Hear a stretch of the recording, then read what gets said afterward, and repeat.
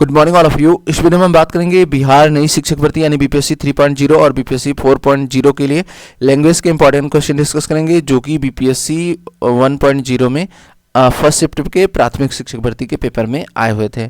तो यहाँ पे सबसे पहला पॉइंट मैं बता दूँ आपको, जो स्टार्टिंग के 25 क्वेश्चन थे वो इंग्लिश था जो कि कंपलसरी था, और उसके बाद जो 75 क्वेश्चन थे वो आपके हिंदी, उर्दू या बांग्ला में से कोई एक सब्जेक्ट ले सकते हैं। ठीक है, तो मैं यहाँ पे जो 1 to 25 क्वेश्चन थे इंग्लिश के उनको डिस्कस करने जा रहा हूँ। एक पॉइंट और बता दूँ, अब ये जो लैंग्वेज का पेपर है अभी आपका 30 मार्क्स का कर दिया गया है, और जो कि 30% लाना इसमें पासिंग रहता है। ठीक है, इसका 30% निकालेंगे तो 9 मार्क्स आता है, इसमें 9 नंबर आपके 30 में से होने चाहिए तो आप पास माने जाएंगे। ठीक है, तो यहाँ पे मैं सबसे पहले चल रहा हूँ, ये एक तरीके से बोल सकते हैं कि प्रैक्टिस सेट है, आप देख सकते हैं कि किस लेवल के क्वेश्चन आते हैं।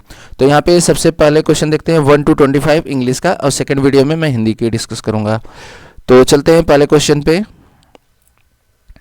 यहाँ पे देखिए सबसे पहला पार्ट जो दिया गया है पार्ट फर्स्ट, इसमें इंग्लिश के 25 क्वेश्चन दिए गए हैं।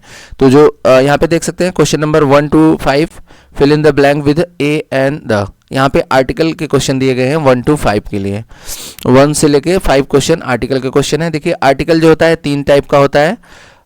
यहाँ पे आर्टिकल में 2 टाइप का मान सकते हैं, एक होता है डिफिनिट आर्टिकल और एक होता है इंडिफिनिट आर्टिकल।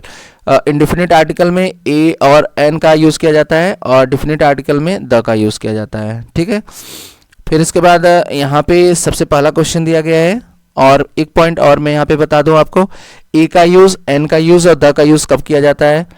ए का यूज़ तब किया जाता है जब भी कोई कंसोनेंट हो, ए आई ओ यू को छोड़ करके जितने भी बचते हैं, ए ई आई ओ यू को छोड़ करके जितने भी बचते हैं वो सभी कंसोनेंट बोले जाते हैं, और ए ई आई ओ यू ये आपको पता ही है वॉवेल्स बोले जाते हैं। जब भी कोई कॉन्सोनेंट वर्ड आता है तो उससे पहले हम ए का यूज़ करते हैं, और जब भी कोई वॉवेल्स आता है तो उससे पहले एन का यूज़ करते हैं, और द का यूज़ तब किया जाता है जब कोई स्पेशल नेम हो। यहाँ पे मैं बहुत डिटेल में ग्रामर डिस्कस नहीं करने जा रहा हूँ क्योंकि इसके बहुत रूल होते हैं, बस यहाँ पे मैं बेसिक चीज़ें बता दे रहा हूँ। अब आप कहेंगे कि सर आपने ये वाला रूल नहीं बताया, मैं यहाँ पे सारे रूल्स नहीं बता रहा हूँ, बस बेसिक रूल बता रहा हूँ। क्लियर है? तो ए का यूज़ मैंने कहाँ बताया, किसी भी कॉन्सोनेंट से पहले, यानी ए ई आई ओ यू को छोड़ करके जितने भी अल्फ़ाबेट हैं अगर वो सभी आते हैं तो ए का यूज़ होता है, और अगर ए ई आई ओ यू वॉवेल्स आते हैं तो एन का यूज़ होता है उससे पहले, और द इस किसी स्पेशल नेम के लिए, जैसे द महात्मा गांधी। अब जैसे जो चीज़ें कोई स्पेशल हों, ठीक है, तो वहाँ पे द का यूज़ किया जाता है। जैसे ढेर सारे उस नाम से कोई भी चीज़ें ना हो तो उन सब के लिए द का यूज़ किया जाता है। और एक यहाँ पे कुछ एक्सेप्शन पॉइंट ये होता है, अगर कभी कभी कोई वर्ड जो है कंसोनेंट है, मतलब वावेल्स को छोड़ करके कंसोनेंट, यानी कि ए ई आई ओ यू को छोड़ करके कोई दूसरा वर्ड है, जैसे पी है, एस है, लेकिन बोलने का तरीका अगर वॉवेल्स जैसा है, बोलने का तरीका जैसे वॉवेल्स जैसा है, ए ई आई ओ यू का साउंड निकल रहा है, तब भी हम एन का यूज़ करते हैं। ध्यान रखिएगा, यही क्वेश्चन, पहला क्वेश्चन इसी पे बेस्ड है। दिया गया है your brother is appointed as S D O. देखिए यहाँ पे जो आपका पहला वर्ड है, इसको ऐसे नहीं बोला जा रहा है, यहाँ पे एस बोला जा रहा है, S D O. S D O का मतलब होता है एस, इसको इस तरीके से पढ़ा जा रहा है। तो जो साउंड आ रहा है कैसा आ रहा है, वॉवेल्स जैसा आ रहा है, ए का यूज़ किया जा रहा है, ये मतलब यहाँ पे एस डी ओ बोला जाता है। तो यहाँ पे मैंने बताया कि अगर वॉवेल्स जैसा साउंड होगा तो आप कौन सा यूज़ करेंगे, एन का यूज़ करेंगे। तो राइट आंसर बी हो जाएगा। क्लियर है? तो ऐसे ही सिमिलर वे में आगे भी क्वेश्चन दिए गए हैं। सेकंड क्वेश्चन देखते हैं, यहाँ पे दिया गया है if I can't move this desk will you give it dash push. तो देखिए पी यहाँ पे सिंपल, पुश का मतलब यहाँ पे पी आपका क्या है, कंसोनेंट है, वावेल्स को छोड़ करके, तो सिंपल यहाँ पे क्या आ जाएगा, ए का यूज किया जाएगा। क्लियर है? थर्ड क्वेश्चन देखते हैं। थर्ड में दिया गया है bring dash book I gave you स्टडे। तो यहाँ पे देखिए, अब यहाँ पे बुक है तो बी, बुक जो है आपका कंसोनेंट है, तो यहाँ पे जो है एक चीज़ और देखा जाए, यहाँ पे बुक स्पेशल नाम के तौर पे यूज़ किया जा रहा है, तो यहाँ पे द का यूज़ किया जाएगा। ठीक है, तो यानी कि राइट आंसर यहाँ पे थर्ड का ए हो जाएगा। क्लियर है? फिर इसके बाद देखते हैं फोर्थ क्वेश्चन। फोर्थ क्वेश्चन में दिया गया है Anand went to the doctor because he had dash ear infection. तो यहाँ पे देखिए ई का यूज किया गया है, ईयर, तो ई आई ओ यू वॉवेल्स जैसा साउंड आ रहा है, ई का यूज किया गया है, वॉवेल्स है ही और साउंड भी वॉवेल्स जैसा है, तो कोई किसका यूज होगा, एन का यूज होगा, तो फोर्थ का बी हो जाएगा। कहीं कहीं जो एक्सेप्शनल पॉइंट है ना उसमें आपको प्रॉब्लम आ जाती है। अगला क्वेश्चन है he is pushing, sorry pushing नहीं परसुइंग है एमए फ्रॉम डैश यूनिवर्सिटी, फिर यहाँ पे प्रॉब्लम क्रिएट करेगा। अब देखिए जो बोलने का तरीका, वैसे तो देखा जाए तो ये आ रहा है यूनिवर्सिटी, यानी कि जो पहला वर्ड है ये आपका AEIOU आ रहा है, यानी कि कौन सा वर्ड आ रहा है, वॉवेल्स का आ रहा है। लेकिन ये जो बोला जाता है ना, ये बोला जाता है यूनिवर्सिटी, यानी इसका जो साउंड होता है कॉन्सोनेंट जैसा होता है, तो इसलिए यहाँ पे फिफ्थ का जो राइट आंसर होगा ए होगा। ठीक है, ऐसे एक्सेप्शनल को ध्यान रखना पड़ेगा। ये दिखने में आपको यू लग रहा है वॉवेल्स है, लेकिन ये साउंड वॉवेल्स जैसा नहीं हो रहा है, ये साउंड जो होता है ये होता है कॉन्सोनेंट जैसा है। इसलिए अब बोलने का तो कोई कुछ भी बोल सकता है, यूनिवर्सिटी या फिर, मतलब इसको थोड़ा सा ध्यान रखना पड़ेगा आपको। तो यहाँ पे एन का यूज़ नहीं होगा, भले ही आपका ये वॉवेल्स दिया गया है, लेकिन इसका साउंड जब पढ़ते हैं तो कॉन्सोनेंट जैसा आता है, इसलिए हम यहाँ पे ए का यूज़ करते हैं। ठीक है, फिर इसके बाद है अगला क्वेश्चन। इसमें देखिए क्या दिया गया है, इसमें रिलेशन के बारे में दिया गया है। Choose the correct alternative for each of the following which is not a part of, नहीं रिलेशन का भी नहीं है ये, मतलब एक तरीके से रिलेशन ही समझ लीजिए कि किस चीज़ से क्या रिलेट करता है, बस वही चीज़ें हैं। Which is not a part of plant, इसमें से कह रहा है कि प्लांट का रिलेशन तो पूछ रहा है कि प्लांट में कौन कौन सी चीज़ें, प्लांट का कौन सा पार्ट नहीं है, नॉट भी दिया गया, ये भी ध्यान रखिएगा। लिव्स होता है, ब्रांचेस होती हैं, बर्ड्स एनिमल, प्लांट पर बैठते तो है लेकिन उसका पार्ट नहीं होते, तो आपका राइट आंसर सी हो जाएगा। बहुत ही हार्ड क्वेश्चन नहीं आए हैं, नॉर्मल क्वेश्चन है, अगर आप करेंगे तो आसानी से पास हो जाएंगे, इसमें कोई दिक्कत की बात नहीं होती।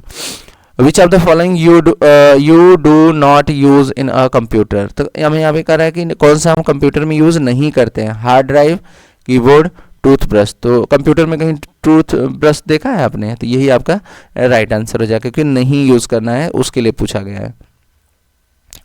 फिर इसके बाद देखेंगे अगला क्वेश्चन दिया गया है what among the following a lady does not use a kitchen, kitchen में कौन चीज़ें यूज नहीं होती है, ये है ड्रायर्स, ओवन, इंडक्शन, तो ये दोनों तो यूज़ होती हैं, ये आपका यूज़ नहीं होता, तो यही आपका राइट आंसर हो जाएगा। अगला क्वेश्चन इसमें दिया गया है कि which one is not allowed in the examination, mobile phone, earphone, book, ये तीनों चीज़ें एग्जाम में यूज़ नहीं होती हैं, तो आपका आंसर आ जाएगा मोर than one of the above. Clear है। अगला क्वेश्चन नेक्स्ट में देखते हैं, यहाँ पे दिया गया है, बहुत ही प्यारे क्वेश्चन है, बहुत हार्ड भी नहीं है, नॉर्मली आप कर सकते हैं। भाषा का पेपर आसान आता है, मतलब सबको सॉल्व, सभी लोग आसानी से सॉल्व कर सकते हैं, लेकिन इस बार का जो BPSC 2.0 में भाषा का पेपर आया था वो बहुत टफ आया था। जो 6 to 8 की और TGT PGT की वैकेंसी थी उसमें बहुत हार्ड आया था। PRT में थोड़ा ठीक ठाक आया था, लेकिन PRT में भी पहले वाले से तो हार्ड ही आया था। Which of the following is not a found in the hospital, hospital में क्या चीज़ें नहीं मिलेंगी, पहला है नर्स, ऑपरेशन थिएटर, टेलीस्कोप, तो यहाँ पे देखिए ये तो है हॉस्पिटल में, लेकिन ये हॉस्पिटल में आपको देखने को नहीं मिलेगा, तो यहाँ पे 10 का राइट आंसर हो जाएगा सी। क्लियर है। अगला क्वेश्चन देखते हैं। अब फिर देखिए, अब यहाँ पे अलग टाइप के क्वेश्चन फिर से आ गए हैं। इसमें क्या बोला गया देख लेते हैं। Complete the sentence with given value using the correct alternative, तो यहाँ पे दिया गया है। अब यहाँ पे जो हमारे रिश्ते होते हैं यानी कि रिलेटिव होते हैं उनसे रिलेटेड क्वेश्चन दिया गया है। नहीं, अब इसमें वन वर्ड सब्सटीट्यूशन के तौर पे है। The person who write a book is known as, ये वन वर्ड सब्सटीट्यूशन है जिसमें मतलब एक पूरा वर्ड दिया रहेगा यानी कि वाक्य दिया रहेगा जिसके लिए एक वर्ड यूज़ किया जाता है। तो a person who write a book in known as, मतलब अ पर्सन जो कि बुक लिखता है उसे क्या बोला जाता है, रीडर, ऑथर, पब्लिशर, तो यहाँ पे इसे क्या बोला जाता है, ऑथर बोला जाता है। तो 11 का बी हो जाएगा। फिर अगला क्वेश्चन है, इसमें दिया गया है if today is Wednesday day after tomorrow, तो टुडे अगर वेडनेसडे है तो डे आफ्टर टुमारो, अब टुमारो मीन्स क्या होता है, आने वाला कल, तो कल के बाद पूछ रहा है, डे आफ्टर टुमारो, टुमारो के जस्ट बाद, कल के बाद कौन सा होगा, तो आज वेडनेसडे, तो वेडनेसडे थर्सडे, फ्राइडे, फ्राइडे होना चाहिए, तो यहाँ पे फ्राइडे में कोई ऑप्शन नहीं है, तो इसका राइट आंसर होगा नन ऑफ अबव। अगला क्वेश्चन इसमें दिया गया है कि we must dash traffic signal, तो हमें ट्रैफिक सिग्नल के लिए बोल रहा है कि वी मस्ट हमें नहीं करना चाहिए, we must not break the traffic signal, हमें क्या ब्रेक करना चाहिए, ऐसा नहीं करना चाहिए, नॉट फॉलो करना चाहिए फॉलो, तो यहाँ पे नॉट ब्रेक, तोड़ना नहीं चाहिए, ठीक, ये ऑप्शन राइट हो जाएगा। अगला क्वेश्चन देखते हैं। ये क्वेश्चन और भी आसान है। If today is 12 of December करें नेक्स्ट मंथ विल बी, तो अगर दिसंबर चल रहा है तो अगला क्या होगा, जनवरी होगा, क्लियर है। अगला क्वेश्चन इसमें दिया गया है कि a month can have day, किसी भी मंथ में कितने डे हो सकते हैं, 28 और 29, बी ऑप्शन है 30, सी ऑप्शन है 31। तो देखिए जो फरवरी होता है उसमें 28 और 29 डे होते रहते हैं, और 30 भी हो जाता है किसी में 31 भी हो जाता है, तो यहाँ पे बोल सकते हैं आपका जो राइट आंसर होगा मोर than one of the above, clear है। अगला क्वेश्चन इसमें दिया गया है कि अब यहाँ पे शुरू हो रहा है जो मैं बार बार बोल रहा था, ये रिलेटिव से संबंधित क्वेश्चन दिया गया है, यानी कि बोला गया है daughter's daughter is, daughter's daughter मतलब बेटी की बेटी, sister, granddaughter, cousin, more than one और नन ऑफ द एबव। तो यहाँ पे जो डॉटर्स डॉटर इज, तो ये होता है इसका जो राइट आंसर होगा वो बी होगा, ग्रैंड डॉटर, इसे क्या बोला जाता है, ग्रैंड डॉटर बोला जाता है, क्लियर है।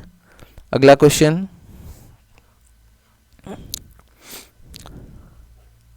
इसमें देखते हैं। इसमें दिया गया है कि grandfather father is, grandfather के फादर को क्या बोला जाता है, grandpa, great grandfather, father, more than one, none of this. तो यहाँ पे 17 का जो राइट आंसर होगा वो बी हो जाएगा, ग्रेट ग्रैंड फादर बोला जाता है, क्लियर है। अगला क्वेश्चन इसमें दिया गया मदर्स फादर इज,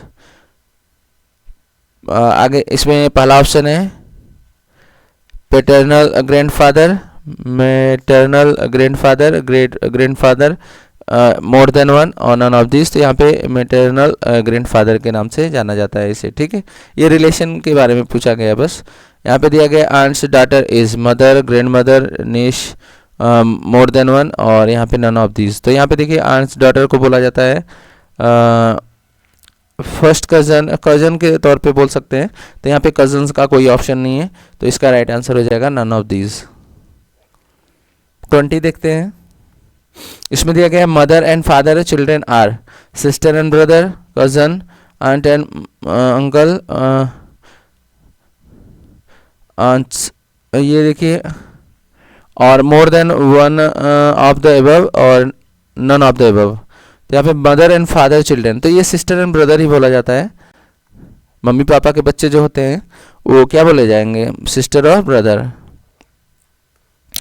यहाँ पे अपने आप को रख के चेक कर लेना है, ठीक है।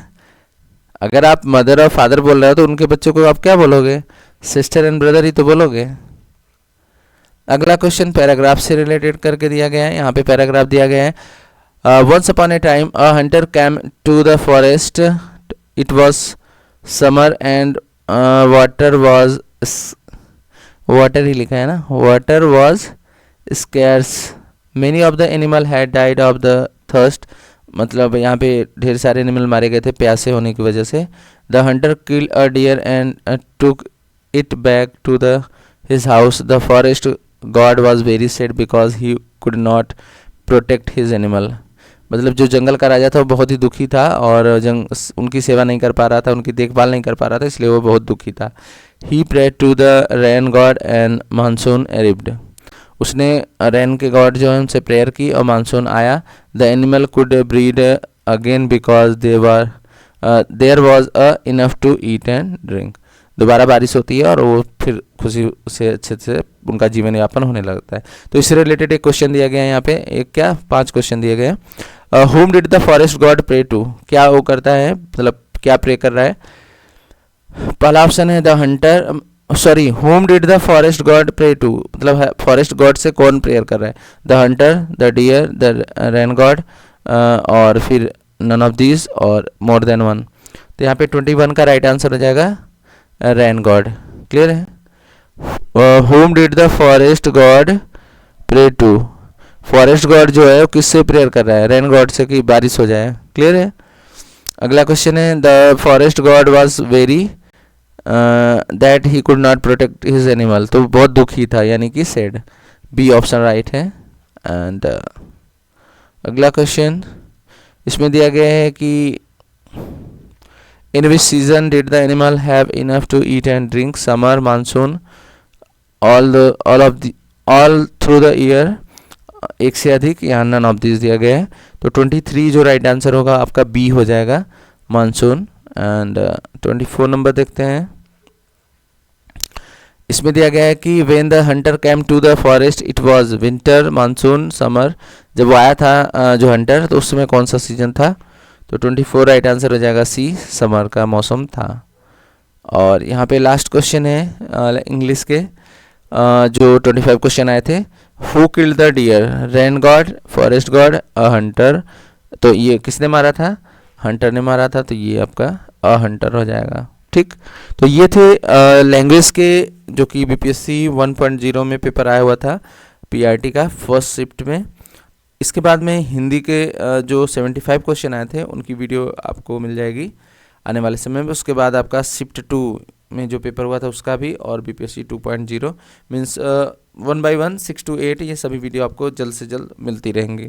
ठीक है, तो ये थी वीडियो। कैसी लगी आप ज़रूर कमेंट में बताइएगा। और अगर आप पहली बार चैनल पर विजिट कर रहे हैं तो कृपया चैनल को जरूर सब्सक्राइब कर लें, जिससे कि इस टाइप की वीडियो आपको सही समय पे मिल सके। और बेल का आइकन जरूर प्रेस कर लीजिएगा, जिससे समय से नोटिफिकेशन आपको मिल सके वीडियो मिलते ही।